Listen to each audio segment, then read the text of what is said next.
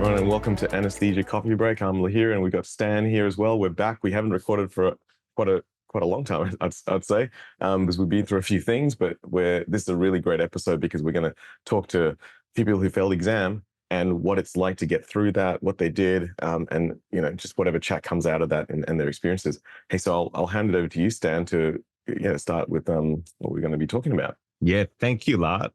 And welcome. It's good to be back. And obviously, a lot has happened since then, and we'll talk about it in the future. But it's been a long time, hasn't it been, La?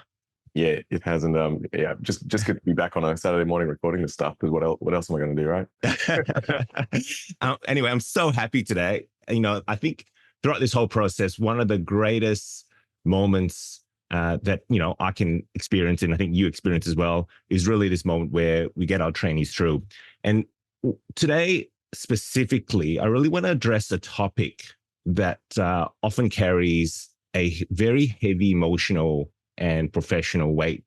It's the idea of failing in this primary anesthetic exam. And I think as professionals, we're always constantly striving for excellence, striving for perfection. But the reality is, look at the exam, no one 100% succeeds on their first attempt. Pass rates have been sitting at 60 to 70% for the last decade, maybe even more. And I think one of the really important concepts that I really want to start normalizing is that these experiences happen commonly. And I really want everyone to understand that failure is a part of that learning process. And today we've got some amazing patrons, which I'll get Lara to introduce, but by having them share their stories, their insights, I hope and we hope that we can shed some light on the importance of resilience, reflection, and just continuous improvement in that journey of becoming not just an anesthetist, but fulfilling ourselves as who we are as individuals. So, Lara, I'll hand over to you to introduce our trainees. I'm so happy. I can't, words just can't begin to describe this moment. Yeah, I always feel like when I passed the exam, I think I was just ecstatic for the next 9 months. I was just so on a high, which is great. But also, it's this weird thing that it is the gift that keeps on giving. And this sounds a bit sad, but twice a year people go through the exam, and as a person, examining people and trying to help them through, I also have this sigh of relief that you see what people go through, and you also go, I don't have to go through that again. So it is good to reflect on what you've been through and also get the joy of having to help others, but also thinking, hey, you guys will get this done, and then it'll be a reminder of how tough something was every year. But we'll get on to our guest speakers, I guess. So I just want to introduce James, Maloney, and Amanda. So we're just going to take a few minutes, 10 minutes kind of each, to get them to talk about their experiences, how they felt failing the exam, when they did, what they did to recover, and what helped you succeed. So I might start with you, James. Do you want to tell us about your experience? Yeah, no worries. So this exam is the first thing I've ever failed. This is my second career. I was pretty successful in my past career. Lots of pieces of paper and all the rest of it, and never failed, so I didn't expect to do it again. So it was a bit of a surprise, and I did a reasonable fail the first time. I got vivas on all 3 attempts, but when I got my feedback on my first viva after failing that, I scraped in for a viva at 40%, the minimum mark, and then I got a viva mark of 40 to 44%, so I got a decent fail. The second attempt, that was another viva, and I passed the viva, and I got 47% in the written, so I got around 49% overall, so just missed out. And that was pretty hard. That was a different, reflection and emotional experience. And then the third time I finally passed, there's pretty much been nothing but relief. Happiness hasn't come in yet. It's just pure relief at this stage. I wrote some notes. All I'm going to get across is just how to, mentally approach the disappointment of failure and how to put something into action, because that's what I need to do. I'm very pragmatic like that. I need to be moving forward. Otherwise, I just wallow in self-pity. So straight after failing the first time, I was with my 2 best mates that are both trainees, and they both got through. So I was staying with them. They passed, and I felt an enormous guilt not allowing them to celebrate as normal because they felt sorry for me. So the next day I just registered and enrolled in the next sitting and messaged one of my colleagues, one of my bosses at work about, here's a structure. What are your thoughts? Get feedback just to get the ball moving. Some of the things that I would have wanted to know at my stage is how. Sorry? Oh, no, someone went on mute. Keep going. Okay, that's all right. One of the things I would have wanted to know at the start is how I approached it. I did the short answer question route. That's not for everyone, and turned out not to be for me. Lots of people are going to pass the exam first time because they got photographic memories and they're very good at this type of a large amount of information. I'm not saying that's the wrong way to go, but I found out at the end it was more concept-based that worked for me. And that doesn't mean you need to change something. Just when you go through short answer questions, maybe look at the concept overall, and it just helps you answering the same question in different ways. I had one or two people in my study group. I did a number of courses. I won't spend time going through that, but the course I did for the third time was the Christchurch course, and that was only 2 weeks before the written. And that was just based on doing short answer questions and getting them marked by ex-examiners, and also doing vivas, which I found very useful. I guess, what did I change about things? It was really the concept-based mode of study. The Viva side of things, I really stayed away from getting Viva from people I was essentially scared of or I found challenging.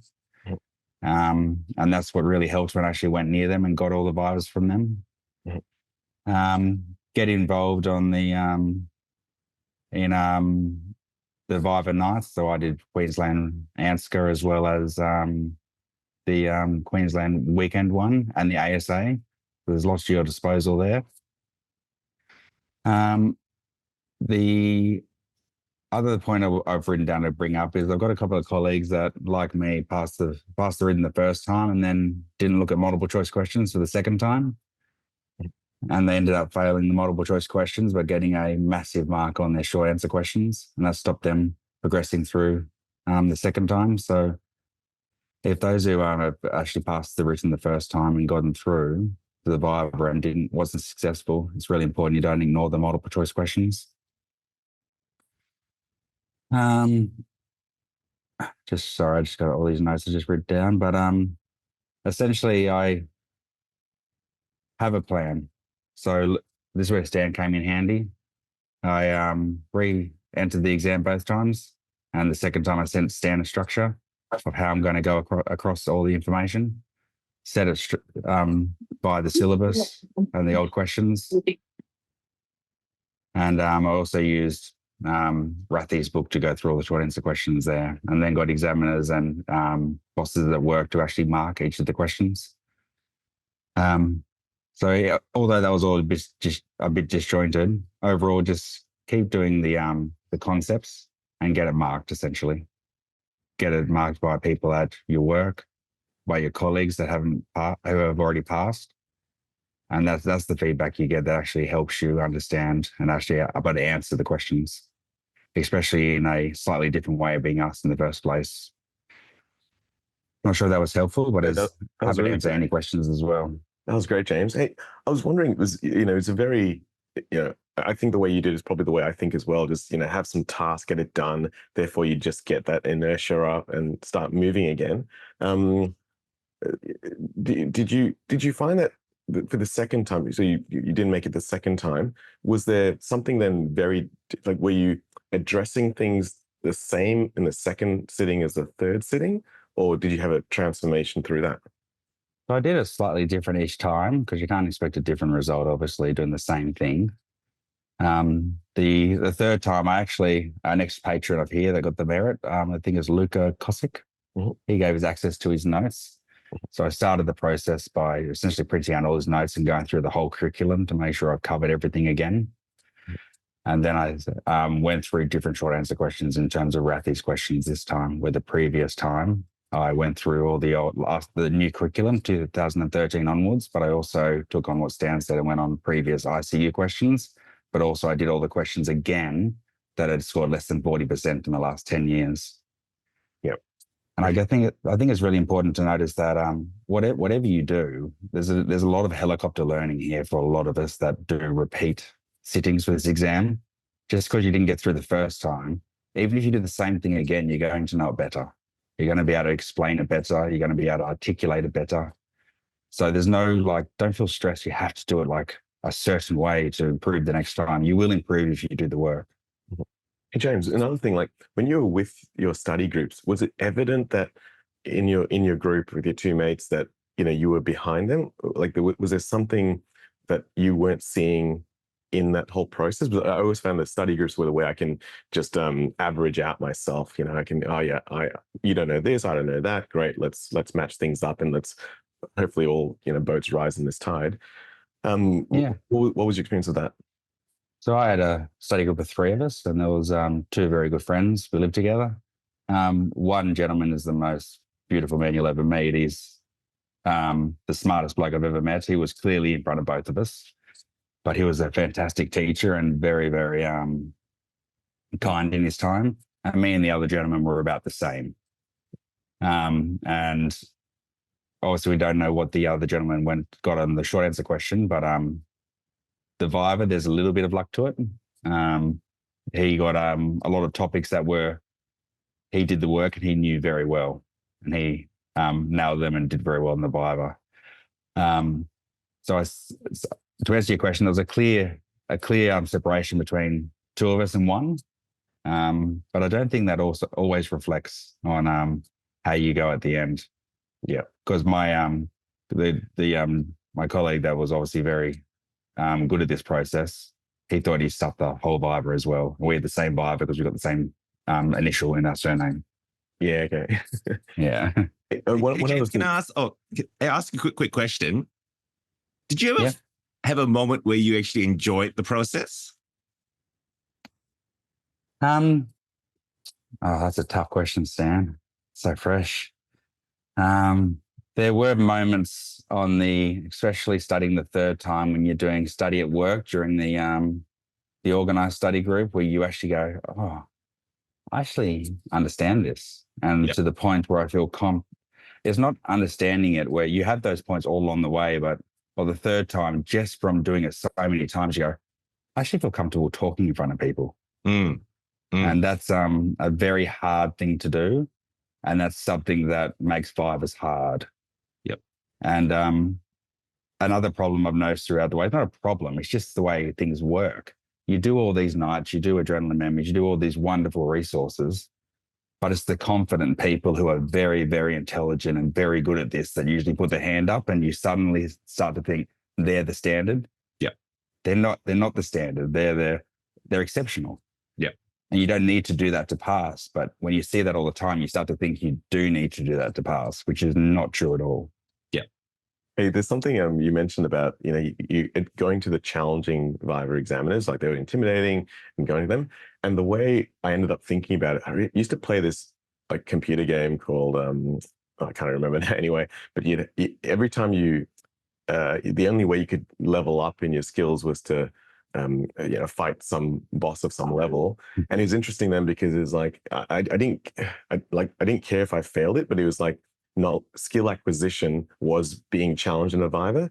And once I had that skill set, you couldn't take it away from me. So I knew that. And the only way you do that is multiple bad Vivas or challenging Vivas, and that's how you upskill yourself.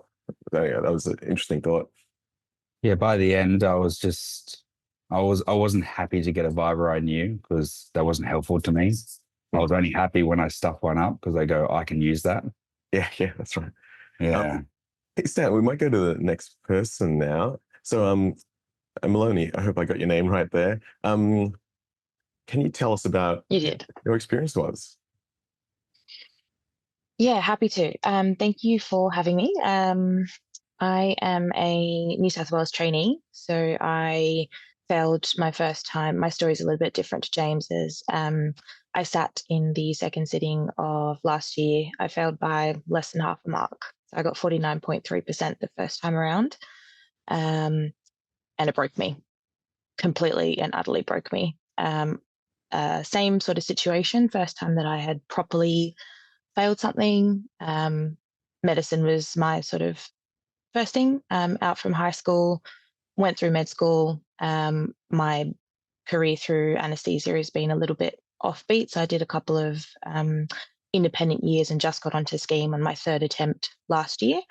And this was supposed to be sort of the cherry on top of the cake with passing the exam after getting scheme. And then finally things were supposed to settle down and I stopped having to claw my way through to get sort of recognition and be worthy of what I've been working so hard for the last sort of over a decade, essentially. I guess, so I might sort of get into a little bit of sensitive content here, but for 2-3 weeks, I was breaking down without notice. I was crying in the mornings when I woke up as it kind of dawned on me again what had happened when I remembered the memories of opening up the email. I had the first panic attack of my life in front of my mum had come down to stay with me because I was given the advice the first time around to have someone there as your support person. And some people do, and some people prefer not to, and that's fine. I think it's important to know whatever your comfort zone is and to place yourself in the most secure and safe environment that you can, both for the written and for the viva. Yeah, I stayed in a nice hotel with my mum, and I opened the email the day out in the evening, and I just remember reading that sort of, on this occasion you have been unsuccessful, and sort of couldn't breathe anymore. My chest tightened up. There was sort of, I couldn't find a position that was comfortable. I kept getting up off the couch and sitting back down again, getting up, sitting back down. I kept clutching at my chest. My mum gave me a massive hug and she just didn't let go for about 10 minutes. My partner was arriving into Melbourne that evening so that we were supposed to celebrate. It was kind of an early anniversary trip for us as well, which did not work out, suffice to say, in that way. And there were times where I just broke down in the shower, or we'd be walking on the street, and if I just had a moment to think about it, I'd just burst into tears for no reason. Well, not for no reason, but obviously. So that probably lasted for about 2 to 3 weeks, and then coming back to work was the hardest thing, because everybody would ask constantly, and then you'd have to relive it and explain to people, and especially when your work environment, when you're quite good at your work, I think there is an expectation from the people around you, and especially the nurses, the surgeons, the consultants that you work with. They take your clinical acumen and your clinical prowess, and they take that as a substitute for, you're fine, you'll pass. That's not a problem. So when you come back to work and then you have to explain to people, oh no, I didn't, or people assume, and then you have to relive it again. That part was really difficult as well. I took a month and a half off. So the vivas were in October. I didn't start studying again until December. I just wasn't ready. And I had some very trusted consultants and colleagues that I opened up to in the meantime, who gave me their personal experiences of what it was like to fail. One thing I will say is, so many people came out of the woodwork to say, oh, the same thing happened to me. Don't worry, this is not a reflection of your value or how good you are at your job or what an excellent anaesthetist you'll be one day. But that's why I was so happy when Stan approached me to come onto the podcast to talk about this, because that only happened once I had failed. And it was not prior to that I had conversations with consultants saying, this might happen. And if it does, just have this in the forefront of your mind, that it is not a direct reflection of what your worth is.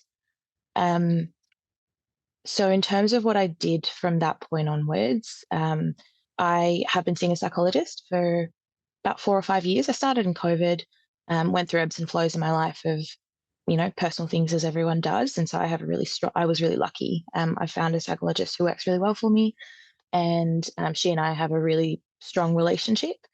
So when I was ready to talk about it, to relive the trauma of it, I did some EMDR, so eye movement desensitization and response therapy, to relive sort of the acute trauma of sitting in the viva. For me, the written wasn't sort of associated with much trauma. It was more the experience of the viva. So as I had gone through the viva, with every subsequent station, I had felt my sort of my sympathetic response getting more and more overwhelming, and that the physical response to that was what I remembered when sort of I relived it.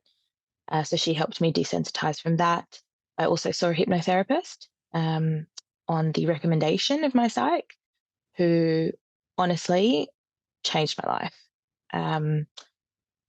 So one of the main things I realized was, so one of the core principles of psychology is between 0 and 7 years is when people will form up to 5 core beliefs in their life, and that is shaped by experiences, interactions, relationships that you encounter. You may not remember necessarily where they came from, but they impact you and they influence your behavior and what you think about yourself. I moved around a lot when I was younger. I was bullied in school. I never had a strong group of friends because my family moved around so much. And so I had a really strong core belief of being fundamentally unworthy, which is interesting when you compare it with a very high achieving type A personality who's never failed anything in her life and outwardly is quite extroverted, seems to have a lot of friends, all that kind of thing. But I had been seeking validation from external factors my entire life up until that point. And it wasn't until that external validation wasn't coming through for me that it actually broke through the outer shell, if you will. So the hypno really helped me get to the crux of that, helped me reframe it. For example, one of the things was that I remember speaking to the hypnotherapist in the first session and calling the questions that the examiners were asking me in the viva as I was comparing it to a machine gun. And I kept saying that I felt like I was on the bullseye on a firing squad, and they just kept going. And if I didn't know an answer, there was no reprieve, and there was no way around it, and they would just keep going. And that's why the sort of emotions would sort of continue to swell. And then I just, lost my footing and became a blubbering mess, essentially. She helped me reframe that to the point where by the end of hypnotherapy, I was calling the entire process of the primary exam a stepping stone to achieving my career goals, to actualizing my purpose, if you will. And one of the biggest things that came through that was that passing the exam was not a direct reflection of my success, in quotation marks, in life. So I read a lot of philosophical books, actually. A couple I thought I'd just give examples if people want to go down that road. So Viktor E. Frankl is a very globally esteemed psychiatrist who was in the concentration camps in Auschwitz. And he's written a book called A Man's Search for Meaning, which was written in the 60s or the 80s, I think. And also a book called The Gift by Edith Eger. And both of them talk about the idea of resilience and maintaining a sense of hope and optimism when everything else is taken out of the picture. And what is it that gives you a sense of worth outside of something tangible in your life? So it comes from within and not from outside. So reading through those books, doing a lot of meditation, introspection, journaling to find out what it is about anesthesia that I'm so connected to, but how it helps me fulfill what I think is my purpose. And that just meant that as I went through the exam process again, I went through a similar thing that James said, like that sense of sort of mini victories along the way whenever I would cover a topic again and be like, oh, I actually understand this now. This is incredible. And I would put it into practice, and the whole process, it's a grueling process, but I can understand why the pressure is there, because the curriculum is so vast and the content is so complex why not everyone can do anesthesia, because we're required to condense such a vast array of information and essentially practice it in real time, all in our brains, and react so quickly to someone who's deteriorating so quickly. But we need to do all that processing in a space of seconds, sometimes, well, usually minutes, but if not seconds, in order to save someone's life. So it makes sense that you would need such a grueling process to get you prepared to become a consultant. In terms of my exam technique, I was given, so I went to the Melbourne course the first time around. That's where I met Stan and La the first time. And then the second time I did the Adelaide course. I met some exceptional mentors and fellow trainees across the country, and that's where I found my study group both times. They were interstate study groups because of my history as an independent trainee. I was given the advice to, first of all, do less, not more, at the Adelaide course, because the convener of that course basically said you have so much knowledge in your brain that it just gets jumbled when you put too much pressure on yourself. And I looked up the name of the curve earlier. I think it's called the Yerkes-Dodson curve, which is, I'm going to talk like a graph here for a second, guys. So the y-axis is performance quality, and the x-axis is arousal level. James is laughing in the corner there. So performance quality over arousal, and it's like it's a bell curve essentially. So when you are at your optimum arousal level or sympathetic activation, your performance quality is at its peak. On the left side of that, you're not as engaged in the process, you're a bit apathetic, you couldn't really give a damn what happens. And then on the far right, you're overstressed, you're overworked, you're overtired, and your performance quality just deteriorates. And that's not only your work stamina, but also the quality. And for me, it was how much I could do in a certain amount of time. So as we got closer to the written, as we got closer to the viva, he actually said, focus more on your self-care, focus on your weaknesses that you have identified through the study process, and not as much on time spent at a desk or time vivaing or time, essentially, quality over quantity. So that's what I did. In terms of the written, I did a lot more focus on structured responses. I didn't do sort of 8 to 10 minute answers like I had done the first, not 8 to 8.5 minute answers, the way that I had done the first time around. I would wake up at 5 o'clock in the morning before work because I knew that I would be tired after work and I just wanted to relax. So I'd spend an hour and a half in the morning studying. I'd do sort of sets of somewhere between 4 to 10, 2 to 3 minute structures, blitz through them, and then cover that content over the next couple of days if I felt that there was something lacking. I did one practice paper every week. I had colleagues that tried to do 2 or 3 full-length practice papers for the weeks leading up. Once I knew from the first time around, I knew that I had the stamina to write. So then it was more just priming myself again and getting into that peak performance place. So I did one exam every week, and I didn't do any exams for the last week before the exam. I gave myself a rest. I just went through content, and I didn't do a full-length exam. With the Viva, I found consultants who intimidated me.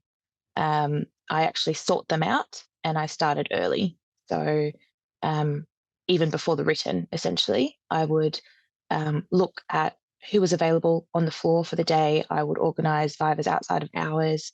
I would do a lot of organising for the trainees at our hospital as well. And oftentimes they weren't formalised Vivas, maybe they were just discussions back and forth. But there's a running joke. If there's a fellow at our hospital, if he ever listens to this, he's going to laugh because he's known amongst our entire faculty as being someone who'll put you on your spot and make you sweat. And he did just that for all of us. But because by the time we all sat the Viva, we were used to that, he would have that machine gun approach, and he would look at you like it make you feel like you're stupid. But if you can convey the knowledge that you have when someone is looking at you like you're stupid, you can do it in any other environment. So that's what we did. And then I focused on self-care. So for me, a lot of that was I did a lot of Pilates, a lot of yoga. I took time out in nature. I went for walks. I prioritized time. And one of the main things I did, so my partner's non-medical. The first time around, he really struggled with supporting me because it felt like um, he he felt like he was secondary priority, as most of our partners probably will. And in a way that is true. I changed things around this time where we do long distance, but we spent less time together overall. But when we were together, study wasn't involved. So we might only see each other once every 7 or 10 days, sometimes even less. But for that day or that, 24 to 36-hour period, we would spend that time together. And I slept. I slept at least 8 hours a night. I got frequent massages because that makes me feel good. I got my nails done every now and then. I got my hair done before the Viva, just anything to sort of prep up my self-confidence and make me feel good. And even though I, was talking about before finding value outside of tangible things, sometimes there are tangible things that make you feel happy. So I would advise people to find those things that make you happy and balance those things out. So sorry, I've spoken for That's way great. too long. Well, and thank you so much, because I mean, it's just I almost want all of you guys actually to write down all these tips in a list, and we can just share them out, because I think it's really useful. But also, just the resources of things like hypnotherapy. I've been to hypnotherapy as well, and it's extremely useful. And there's all these different avenues that are just so incredibly helpful to people. But that was just really useful to hear all that. So thank you so much. We might go to Amanda. Amanda, welcome. Can you tell us about your journey? Hi. Yeah. So I think, like everyone who has sat and failed this exam, it was the first time I'd ever failed anything in my academic career. And I sat for the first time in August of 2022 and failed both the MCQ and the SAQ. And I think I just had to be very honest with myself afterwards, in that I didn't give it kind of the attention that it deserved. I kind of went into it with the assumption that, like every exam previously, that, I could cram a little bit at the end and it would be okay. And you just can't do that with our curriculum. And then, so my second sitting was the next March of 2023. And just put in more hours, really made it my primary focus, and failed the written. And when I got feedback, I had actually passed the SAQ, but didn't get the MCQ pass mark by somewhere between 4 to 7 MCQs, which was obviously really devastating. And by that time, I just had a lot of negative emotions about the exam, a lot of bitterness, a lot of anger. And that was coming through in work as well. And so I took some time off from study, probably a good 4 months, where I just tried to live my life. I got a dog, as you can probably see in the corner behind me. And I went on holiday with my family for 4 weeks. And then I came back and started studying in earnest again in around August, actually. And then sat, obviously, this March sitting and got a Viva invite, and then got through the Vivas. And I think the best thing I did was probably taking that time off, because it allowed me to come back and kind of approach the exam with less bitterness, and just see it similar to Maloney as, it's a hurdle that I need to get through to do the job that I really love. And I had kind of forgotten how much I really enjoyed what we do at work, amongst all the bitterness and, negative emotions associated with failing the exam the first 2 times. And taking a break allowed me to come back and approach that with a bit more appreciation. And so it made my study more productive. And I certainly linked what I was studying more to what I was doing every day, which is obviously helpful to reinforce things. But it also made my time off from study more enjoyable as well. So the other thing I think is that you don't, like, it's so much more common than you realize failing this exam at least once. And again, similar to Maloney, I had a lot of consultants when I was telling them, you know, in lists that I'd failed, that were like, oh yeah, it took me 1 or 2 or more goes. And they really, you know, normalized it for me. But people don't tell you that until you tell them that you've failed already. So it's not something you really hear until it happens, unfortunately. So you're not really prepared for it when it does.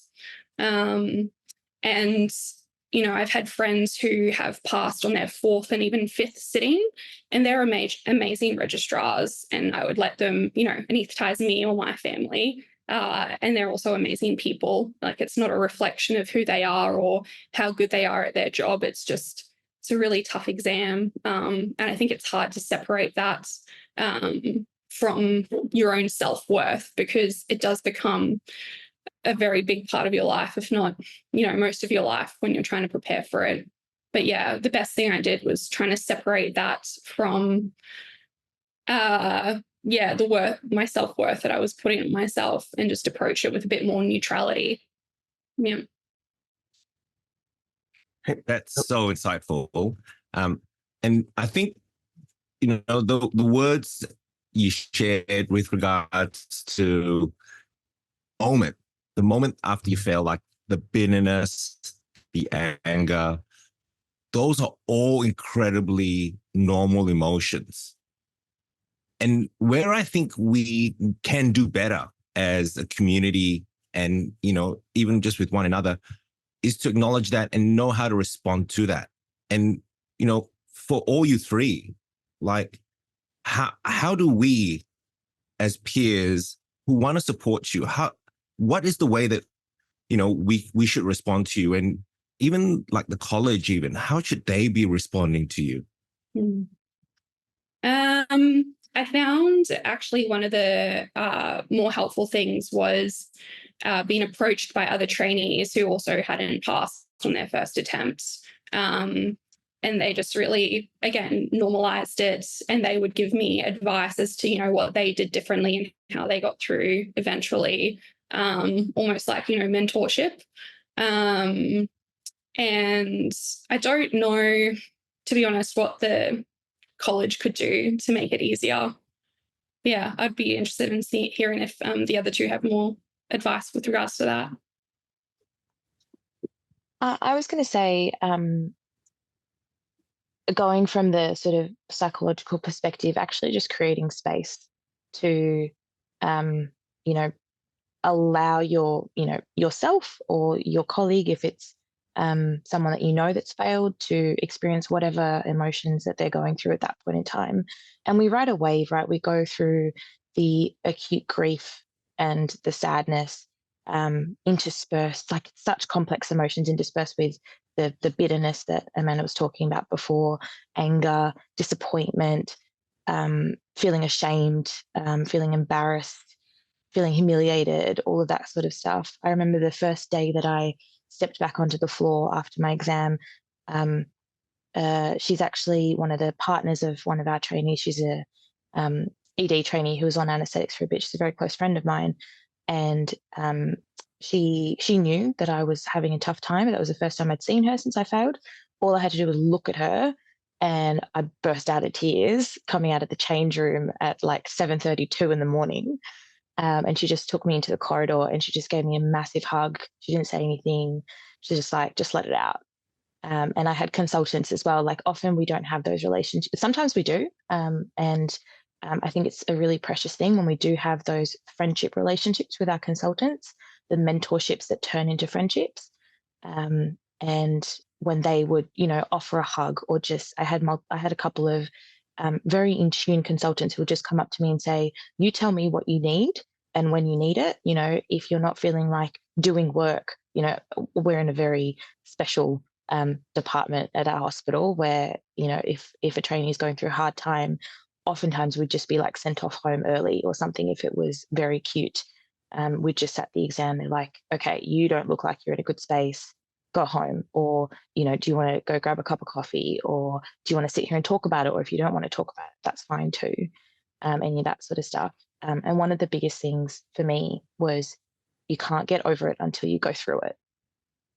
So there's a lot of that type A stuff, which is push it aside, denial of the emotions, just push through it, shove it across, and it's just like blatant force essentially to get through. For me, that was not my experience. I actually had to feel how painful it was in order to come out the other side. And James, same question to you. You know, what would you like? What would wish list from your colleagues, peers, consultants from ANSCA? I've thought about this actually a little bit because going through this process, I think it's natural, a human behavior that me and the other two ladies here, that you actually want to help people that go through a similar situation because it's not nice. It's just acknowledging, unfortunately, the college is black and white. They don't support us through failing until you fail 3 times. It's like when you finally get through this exam, you get a one-line thing, oh, you've met the requirements. You'll get a certificate, full stop. It's very black and white. So this type of thing, what we're doing now is amazing. So compliments to both of you, but that should be a standard throughout the industry to every exam sitting to have this structure and debriefing and allowing people to feel normal after the process, because there is nothing. You go to work and each individual department is great in their own way. Everybody feels awkward. You feel awkward. Your bosses don't know how to talk to you. They say, oh, you'll be fine next time, but that just infuriates you because that's no guarantee. It's not a coupon to say you've passed next time. And you can tell people who have failed before, because people who haven't failed go, oh, you know, you're really good at your job. You'll be fine next time. Well, that doesn't really mean anything when you're going through at the time, humiliation, embarrassment of not being the normal person and continuing on as normal. The people that have failed before, you can tell them a mile away because they go totally different tack. They go, yeah, it's really hard. How can I help? This is what I did. There's none of those throwaway comments. So I think for people that have passed the first time, they're not expected to understand because they haven't gone through that. It means a lot more to someone who's failed. It's like, I'm not going to be your personal tutor, but how can I help I'll tell you my story if you want to hear it. And these are the things I did and how can I help in the future? The whole throwaway comments just is really almost, it sounds harsh, but disrespectful and insulting. You just go, it's okay. I appreciate what you're trying to do. So you don't say anything, but it just doesn't make you feel good. And the only other thing I would quickly say is I really say what the other girls, I would reinforce what the other girls said. Just have your own structure. I went to the gym 6 times a week. I needed that, or mentally I was not okay. I didn't study on after work. I only studied on days off. And that worked for me. Doesn't work for people studying 9 to 5. It did for me. And having a 5-minute break every hour, even if I felt well. So there's lots of different ways to do it. You just got to figure out what works for you. And yeah, but most importantly, this type of thing, just talking about it, and it's pretty normal. And all these feelings are pretty intense, but they're going to happen. It's how you support each other trying to get through it. I like that. I mean, just hearing your stories, like it's just so many ideas come into my head about having, you know, just a set of resources to be able to support anyone who has, you know, failed the exam. And I think, you know, recently I've been in contact with ANSCA and, you know, I went observing at the primary exam. And I think the thing is that, you know, ANSCA is just such a massive organization with layers and layers of governance. So nothing can happen quickly, but I don't think that's a problem because now I feel like, what we've created and what anyone create really, like anyone with an iPhone can broadcast themselves to the rest of the world without too much trouble. And I almost think maybe this is a space of just the groundswell of, humans out there, just anesthetists, I say trainees that we can probably, do a lot of things to support with it, that we don't need necessarily approval from anyone else. We just kind of get on and do it. And then, over time, as things change, then ANSCA ends up being able to, comfortably support these things maybe. But I think that's the way it goes. Otherwise, it'll just take too long, and people are already going through stuff. So, yeah. Just for context, I just want to say that I'm still in alluded the anger phase, so that needs to be put into context. I'm still a bit bitter about the whole process. So there is a lot of things Ants could do well, but that's just at the moment a little bugbear of mine. I'm always angry. Don't worry. Why can't you do this? Why can't you do that? I think, yeah, so insightful. And I just want to say one of the really key ideas is that debriefing. And La does a lot of simulation and he does a lot of debriefing after simulation. And I know the benefits of it. And I think that is one area that I think the college can actually develop and develop in a timely manner. Because as you said, the immediate impact is so traumatic. And I think that there's so much work that can be done here that can actually help trainees. And I think even those around them to actually know how to respond and what to do. Because as you said, it is awkward. Like, I'm going to be honest with you. It's when someone fails, even for myself, who's done this for over a decade, you tear up between giving them space and reaching out. And I think it's just one of those things that you do want to reach out, but you just don't know how to. And I think having a structure in place, having advice, having experts give you a direction way forward, I think is the way to go. I mean, Lai, you do a lot of debriefing. What are your thoughts? Yeah, I mean, the way we do debriefing in sim is this. It's very specific to incidents and events. So, it's an observation. I mean, to be honest, I'll give you this as maybe as a bit of a general learning tool, but it does actually work in everyday life as well. So you say a fact of something. So it's called debriefing with good judgment. It was developed by Harvard simulation, where you say, "Oh, I observed you giving adrenaline at 2 milligrams of adrenaline, for example. My thoughts are that's not in the guidelines. What are your thoughts?" So you state a fact of what you see. You very openly say how you feel about that fact. So that's your feelings now. And then with genuine curiosity and in a safe space that you've already created, you say, "Hey, what were your thoughts?" Like, I'm really interested. I'm really curious to know what that was. And I mean, that works in everyday life, say with your partner or your friends, where they may have done something that was a bit awkward, good, bad, ugly, whatever. You can use a structure to try to genuinely, with good faith, with real genuine curiosity, get out their thoughts. And that's a lot of what we do in the debrief environment. I'm trying to extrapolate it to this whole exam process, but I wish that, let's say a lot of the times the exam is very fact-based. So, I'll ask lots of facts, and that machine gun approach, I'd like to think of it as giving snacks and canapes. Here's a taster, great, take that, rather than the machine gun approach. But then let's say there's something else about the way you give information, and there's a lot of non-verbal, non-fact-based things that you might offer. And the way I would structure that is maybe this, debriefing a good judgment, being able to offer things like, "Oh, I noticed you went straight for this answer in your STEM. What are your thoughts? Why did you do it that way?" And then try to give feedback in the way I would do that.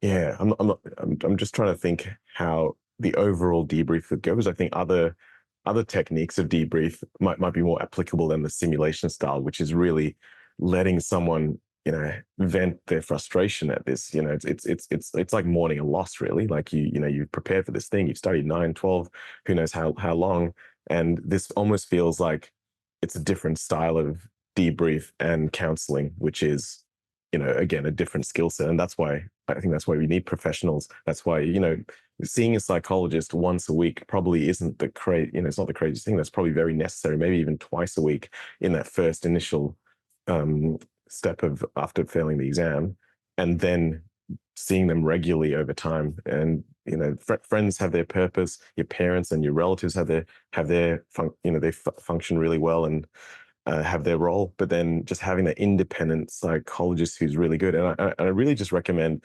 you don't just accept the first psychologist or therapist that you go to. Just try to already have one. If you're about to sit this exam now, probably start seeing one and find someone who really clicks with you and connects with you, because not every psychologist will connect with you and you'll relate to them well. Can I just add to that, La? I think there is a distinction between a clinical psychologist for personal reasons and a performance psychologist. I just want to make that distinction very clear, because a lot of people think, oh, I failed the exam. I feel really awful. I'm going to fix everything by seeing a performance psychologist. So someone like Patsy Tremaine, I'm sure most of the people here have read her book, How to Ace Your Medical Exams. I read her book before I started studying for my first sitting. So I started studying at the beginning of 2022. I ended up getting sick for a few months at the end of 2022. So then I had to defer the March sitting to then sit in August of last year. And I was given some advice to actually go have one-on-one sessions with her. I didn't end up doing that. That wasn't for me. But I think working through your own issues with a clinical psychologist is very different to saying, how am I going to optimize my exam strategy for the day of the written or the viva? And in order to do that, you need to be in a much better place. So the clinical psychologist will help you when you're in the pits, essentially, and help you deal with all of your emotions. The performance psychologist may have elements of handling the emotions, but they're not going to help you understand them and sift through them. So I just wanted to distinguish that. That's an absolutely great point. And there's an absolute space for everyone in there, whether it's performance or clinical. But yeah, I totally agree with that. Hey Stan, so I was having a chat with one of the examiners, and they were saying how a large number of people eventually pass on their third, fourth goes. Obviously, this sounds brutal because it's such a massive amount of time that you sacrifice to get through this. But again, it's a hurdle for the goal and the career that you want in the future. And I think the stats that they gave me were somewhere like 70% pass the first time, then cumulatively it goes up to 93%, then 96, then 97, 99. I may have not got those figures exactly right, but that's the ballpark. And a lot of what I think you're seeing over all the time that you've been teaching is that we really have to normalize this thing. If 30% of people are failing, that's a large amount of people. But they eventually get through, but they hopefully don't have to go through that. Maybe there's feelings of guilt, shame, all those real negative emotions, instead of it just being, oh, yep, good, on to the next one. And a lot of you guys brought together some really great points on what you guys individually needed to get through that, whether it's an action plan or level of psychological assistance and help. What are your thoughts, Sam? That's a really good point. And I think that's another thing that I also want to address. It's not just what to do after, but how we're actually framing this exam beforehand. And I think culturally, institutionally, it's always been framed that you have to pass on your first go, that you invest all your time, all this effort. And if you don't pass, it's almost as if you didn't follow the steps that they gave you. You didn't follow the cheat code. And I think that's where a lot of that disappointment comes in. But I want to reframe it, because I've been trying to increase the pass rate over the last decade. And I know other examiners have also tried to do the same as well. Writing books, giving lectures, doing all sorts of initiatives. And I've just realized over the last year or so that the pass rate still remains the same.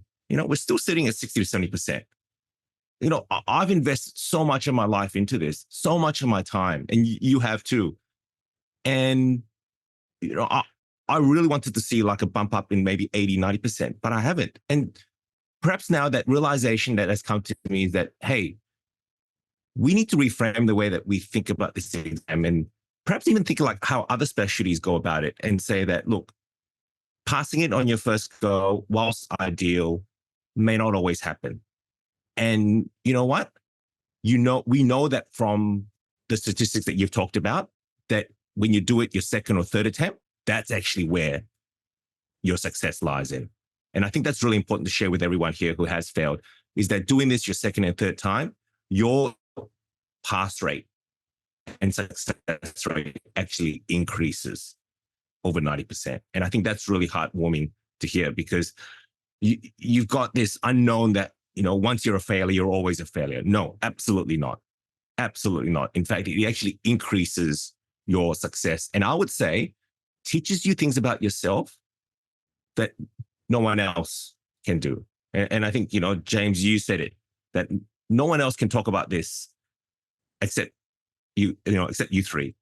You've experienced it, and people who have gone through it are able to resonate with your stories. And I think, what all you three have said today is, inspirational. And I know there are so many out there that are hurting today, and this will mean so much to them. So thank you. I guess I'll just say at the end of that, it sounds a bit weird me saying this, but if you failed, you're not a freak and you're not normal. Like, I'm sorry, you're not special. Like, heaps of us fail, man. Like, what happens? The way this exam is done, there's going to be some people that are going to fail no matter what the first time. It's just took me a year to go through the content once.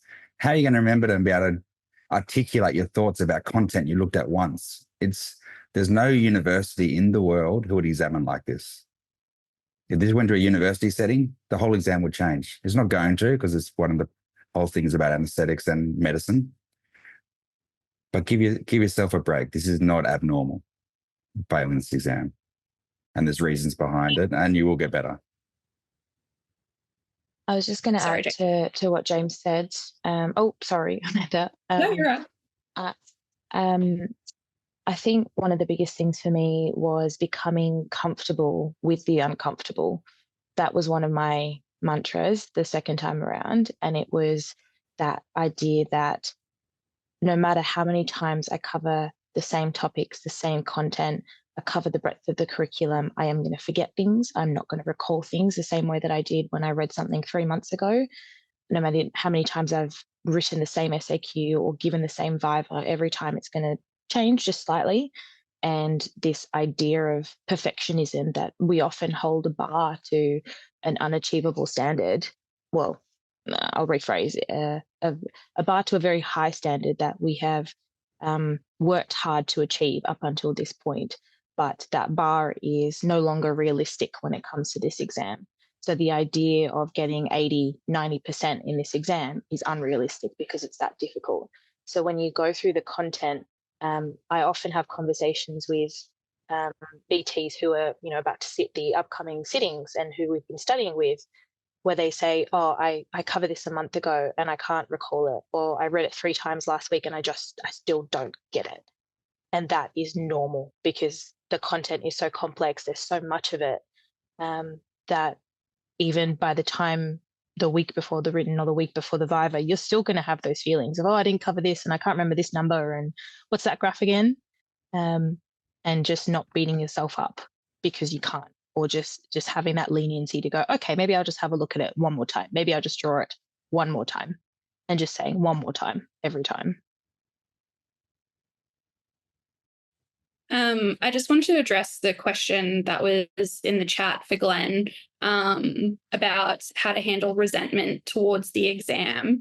And I think we're all such, I know I certainly am a bit of a control freak, certainly at work. I think that's just kind of the personality that goes into anesthetics. And I just realized that the exam itself is not something I can control, how they write it, how they mark it, how they what they want from us. And that, the bitterness that I was holding towards the exam was not helping. Like, it was making things worse. And that in order to help myself, I just had to, like you said, radical acceptance, essentially, unfortunately. And it's not easy. And it certainly took some time. And it took me taking a break from study and, going on a holiday and kind of, getting outside of all of it to do. But yeah, it's just, if you hold on to those negative emotions, it's got to be so much harder. And I certainly have seen that in other friends who are still trying to pass the exam as well, is that it holds you back when you're trying to study. You can tell that, there's that kind of barrier. because they still hold all those negative feelings to the exam. And it's not easy, but yeah, it certainly, I think, does make it harder. And just if you have to go and speak to a psychologist or other trainees about that, or a consultant you trust, just to talk through it and work through it, I think that's, would be one of the better things that you could do to help yourself. Thanks so much for sharing that. Hey, Stan, so we're coming up to a bit around the hour mark. One of the things I'd really love to get out of this, obviously, you guys have so much experience of what worked for you guys individually and the resources that you used and the techniques and everything. I'd almost think this would be a great little summary article that we could just put up on the website, and then just have those resources, even just have that hypnotherapist resource and having, how to find a good psychologist and what are the action plans. I really like the themes of, going towards the difficulty or the challenge that, what challenged you most, getting that tough examiner, whatever these strategies. I think we could really, I'll get you guys together where we can write an article about it. And actually, that would be a really great article for the Anesthesia, for the ANSCA Bulletin, kind of getting the trainees' thoughts in there. But we'll definitely publish it on my website as well. I think that'd be fantastic. That's a really good idea. Let's do it. Yep, I think that's a great idea. I think, the more that we can normalize this, I think the better it is in terms of, the outcomes and the processes. And I think it really does take that first step, which is what you three have done today. Having the courage and conviction to come out and talk about your experiences. Because I can tell you right now that even, for Lara and I, we had to go and have a conversation to say, would these three be comfortable today talking about what they went through? Because we know how traumatic it is. But we also know how much your voice needs to be heard by others, because there are, as I said, there are others out there who are feeling the same thing and they feel helpless. And I think that's the first step forward. So, I really am so amazed by all you three, your courage. And I'm so happy for you three as well. Excellent, guys. I guess we'll wrap it up there. Thank you so much for being on Anesthesia Coffee Break, and a big shout out to Adrenaline Memories. And thanks, Stan. I know we had really amazing pass rates this setting as well. So, it's a big deal. We should celebrate and move on to helping those get through for the next one as well. So please share with anyone who might be interested. This is Anesthesia Coffee Break, and we'll see you next time. Thanks a lot, guys. Now, what's new with ABCs of Anesthesia is that we're forming a whole bunch of very comprehensive courses for every stage of your anesthetic journey, from medical student to procedural skills, from foundations in anesthesia, as well as really important exam lectures and clinical anesthesia courses as well.